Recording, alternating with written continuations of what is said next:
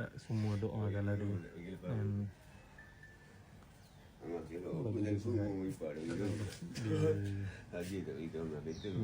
buatan orang ke, tak tahulah, sebab dia ada bekerja, dia pernah kena tipu dulu.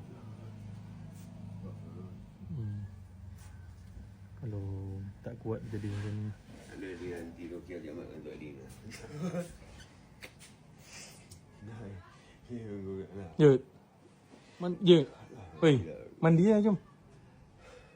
Mandi nak gerak pun tak boleh ni. Gerak apa? Kau berjalan elok je tu, nampak tu. Nampak macam berjalan elok kan? Tu kaki. Kau tak boleh bergerak lah. Nampak. Dia normal 5 saat je. Nampak? Ini berkatnya uncle. Nanti dia set nakal for you uncle. Hari angkat kereta bos. Ni kereta dia dulu. Dia bekerja. Ni kereta dia dulu.